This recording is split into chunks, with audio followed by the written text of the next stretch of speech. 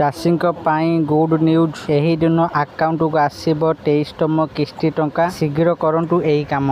केंद्र सरकार सबुठारु महत्वाकांक्षी योजना प्रधानमंत्री किसान सम्मान निधि योजना पीएम किसान योजना रे हिताधिकारी चाषी एक बड़ अपडेट आसी। जून मास आरंभ होगा सहित लक्ष लक्ष चाषी से परवर्ती किस्ती उत्साहर सहित अपेक्षा करिसेंती। यही योजना अंतर्गत परवर्ती किस्ती योग्यता मानदंड एवं स्थिति किपरि जांच करेंगे से विषय एठारे जानतु। तेबे आसंतु जानिबा टंका केबे आसीबो एवं आपण मानकु केउ भूल एड़ाइबा उचित। तेणु वीडियो को आरंभ करने पूर्वर आपण समस्त को अनुरोध जो मैंने एपर्यंत आम चैनल को सब्सक्राइब करना आपण मैंने एबे ही आम चैनल को सब्सक्राइब करूँ और ये वीडियो को बहुत मात्रा लाइक शेयर कमेंट करूँ। तेबे चलतु डेरी न करके आज वीडियो को आरंभ करवा। देशर खाद्य जोगानकारी जून मास बहुत स्वतंत्र होगाकू जाउछि। प्रधानमंत्री किसान सम्मान निधि योजना अधीन रे परवर्ती किस्ती चाषी अपेक्षा शेष होगाकू जाउछि। सरकार खूब शीघ्र 2000 टंकार परवर्ती किस्ती चाषी बैंक अकाउंट को स्थानांतर करेंगे। किंतु मन रखु जदि आपण समय मध्य किसी आवश्यक प्रक्रिया पूरण न करती तेबे आपणकर किस्ती अटकी जाइपारे। तेबे आसंतु जानिबा टंका केबे आसीबो एवं आपन को केउ भूल एड़ाइबा उचित। जून मासर एही सप्ताह रे आसीपारे 2000 टंका। काउंटडाउन आरंभ।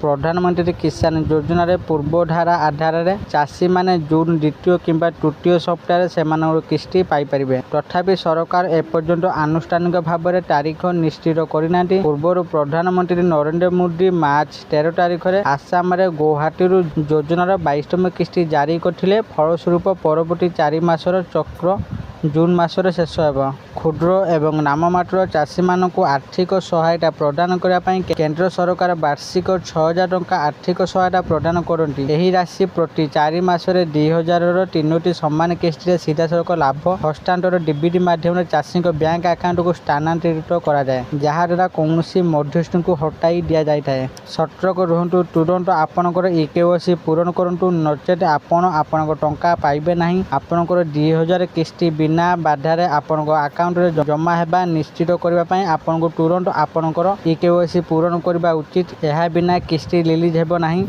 यह सहित निश्चित करूँ जे आपणकर बैंक अकाउंट आपणकर सरकारी परिचय पत्र आधार कार्ड सहित लिंक होइछि एवं एक्टिव अछि।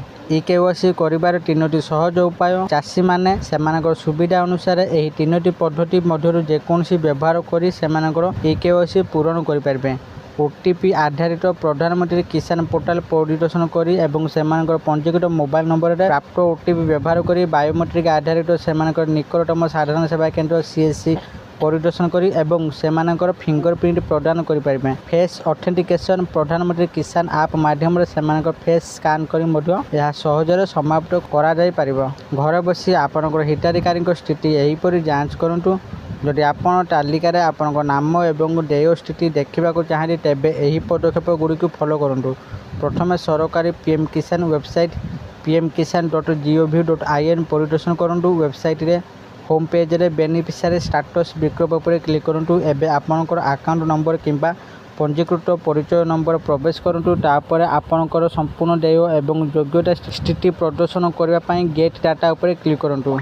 आशा करछि आपण मानकु आज भिडियोटी निश्चित भाव में भल लगी आपण मैंने भिडियो देखी सबकि बुझी जाइए। पीएम किसान योजनार 23तम किस्ती टंका केबे आसीबो आउ एथिरे आपण माने किपरि आपण मानकर इकेवाईसी करेंगे निज मोबाइल फोन माध्यम आउ किपरि आपण स्टेटस चेक करेंगे। आपण मानकु ए वीडियो माध्यम जणागला। आपण माने वीडियो माध्यम सबकि बुझी जाइए। जदि आपण मानकु ए वीडियोटी भल लगी दयाकोरी ए वीडियो को बहुत मात्रा लाइक शेयर और कमेंट करूँ। आउ जो मैंने एपर्यंत आम चैनल को सब्सक्राइब करना आपण मानक अनुरोध आपण मैंने एबे ही आम चैनल को सब्सक्राइब करूँ। आज ये फोन देखा आउ एक नुआ भिडियो से पर्यंत मु दीपू आपण मान विदा नौची। रोहुची धन्यवाद।